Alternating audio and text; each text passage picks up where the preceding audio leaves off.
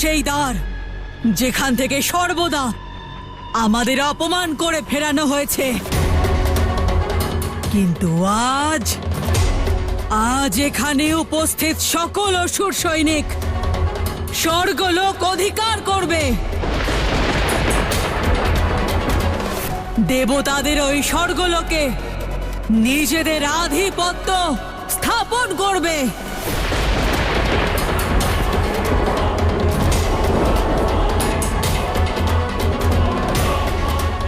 আমরা সবাই একসঙ্গে স্বর্গে যাব।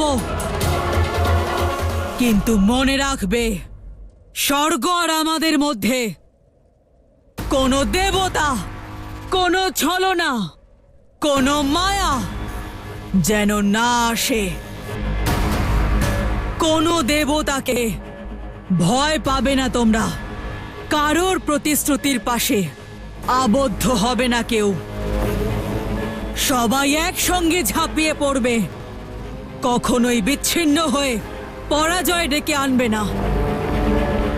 চলো পুত্রগণ, এগিয়ে চলো।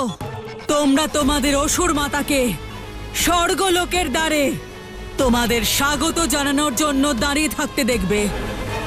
আজ আমরা সেই অধিকার লাভ করব যেটা পাওয়া থেকে এত বছর বঞ্চিত ছিলাম।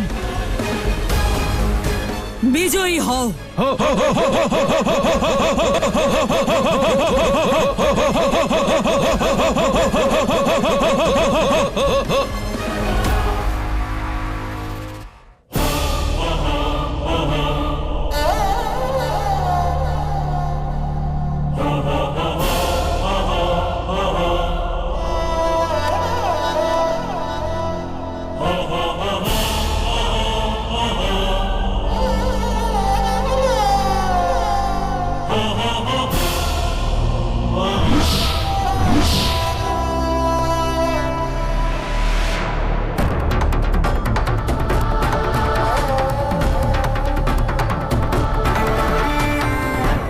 এই অপরাধের ভাগীদার শুধু শিবই নয়, আপনিও শক্তি।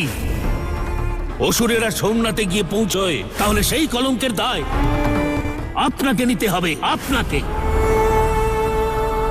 আপনার শিক্ষার প্রথম পাঠ আশা করি শিখে গেছেন আপনি। অগ্নি হলো সেই শক্তি যা কষ্টও দেয়, আবার শুদ্ধিকরণও করে, যা ধোঁয়াও ছড়ায়, আবার পথ প্রদর্শন করে, যা জ্বালিয়ে দেয়, আবার জাগরিতও করে তোলে। এবার পালা দ্বিতীয় পাঠের। নিজের আবেগকে সংবরণ করা, তাকে নিয়ন্ত্রিত করা, ভিতরে এবং বাইরেও। বিধ্বংসের লীলা চারিদিকে, অন্তরেও আর বাইরেও। কি করে আটকাবো আমি? কি করে সামলাবো নিজেকে?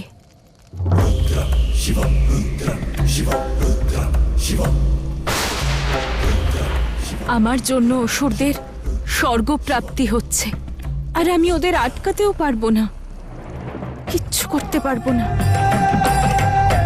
কোনো উপায় আছে যার দ্বারা এই অনিষ্ট আমি আটকাতে পারি, স্বর্গকে অসুরদের থেকে বাঁচাতে পারি?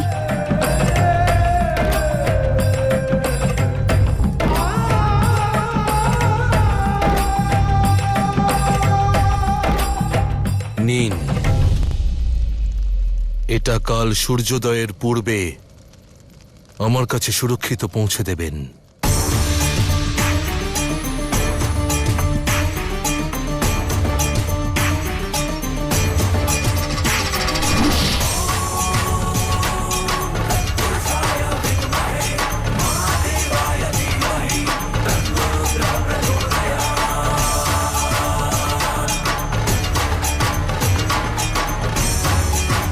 কি করব এটা নিয়ে? মনোসংযোগ করতে হবে,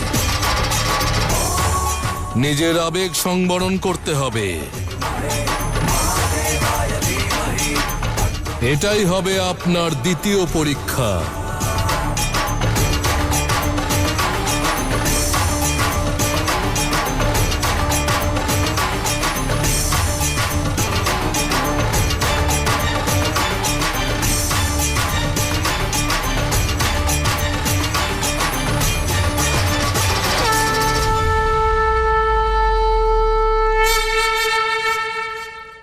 দেবী পার্বতী ওই জ্যোতিকে অন্তরে প্রজ্বলিত করে প্রথম পরীক্ষায় উত্তীর্ণ হয়েছেন।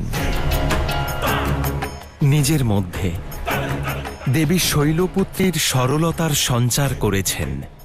কিন্তু এই দ্বিতীয় পরীক্ষা খুবই কঠিন, নারায়ণ। দেবী ব্রহ্মচারিণীর পথ সহজ হবে না। বাইরের অস্থিরতা থেকে অধিক ভয়ঙ্কর হয় অন্তরের কোলাহল। যতক্ষণ না তা শান্ত হচ্ছে, সব সুখী ব্যর্থ। এখন ওনাকে সেই শান্তি নিজের অন্তরে সমাহিত করতে হবে।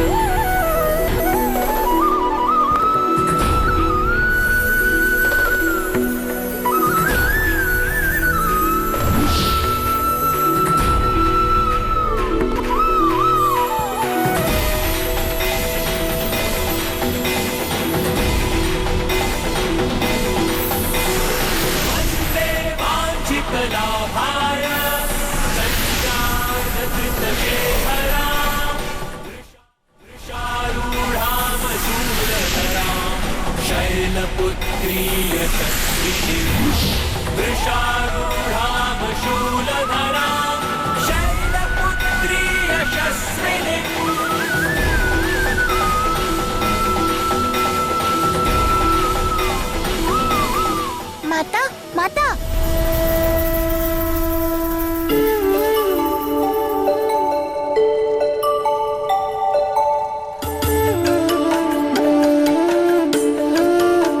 দেখো, এটা আমার জেদ মনে করো বা দুঃসাহস, কিন্তু আমি তোমার হাত ধরে আবার কৈলাসে নিয়ে যাব।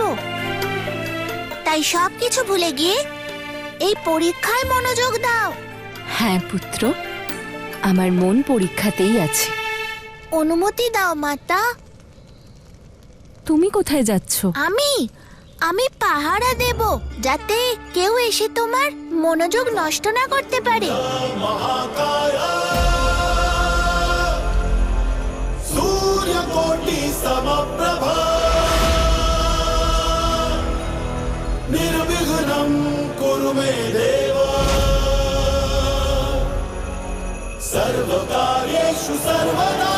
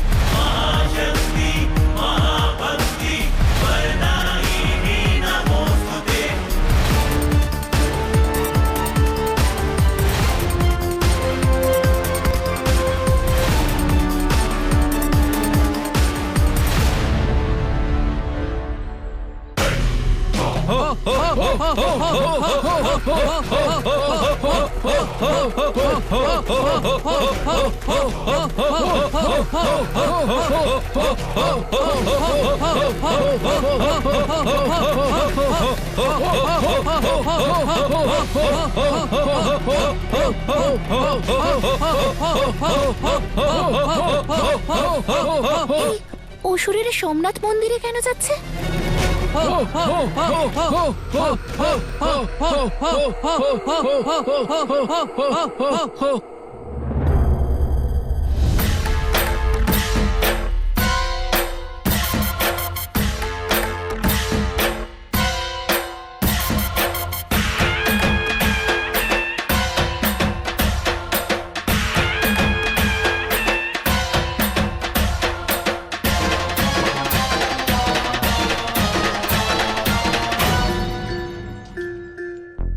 দাদা, এসব এসব কি হচ্ছে?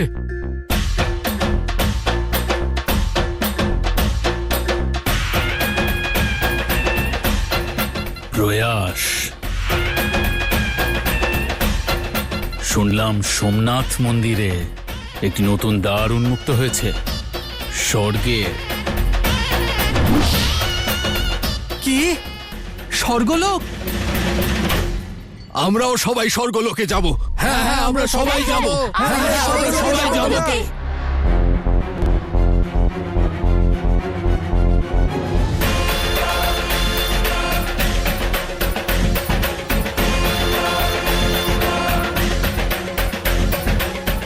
স্বর্গলোকের পথ খুলে গেছে।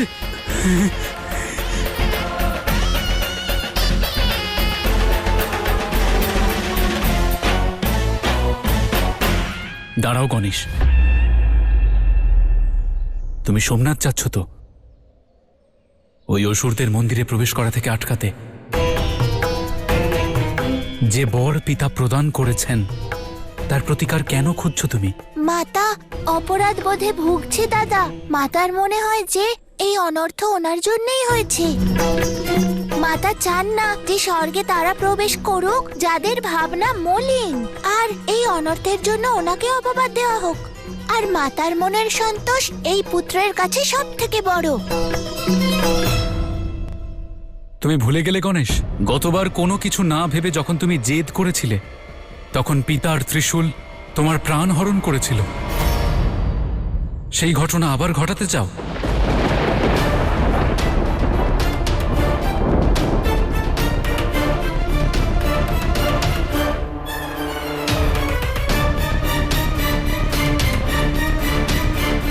তুমি না থামলে আমি কিন্তু মাতাকে বলে দেব। পিতার আদেশের অবহেলা হোক এমনটা কিন্তু তিনিও চাইবেন না। তুমি যদি এমন করো তাহলে মাতা এই পরীক্ষায় অসফল রয়ে যাবে। ওনার কৈলাসে ফেরার প্রতিটি দ্বার বন্ধ হয়ে যাবে। বলো, করবে এমন?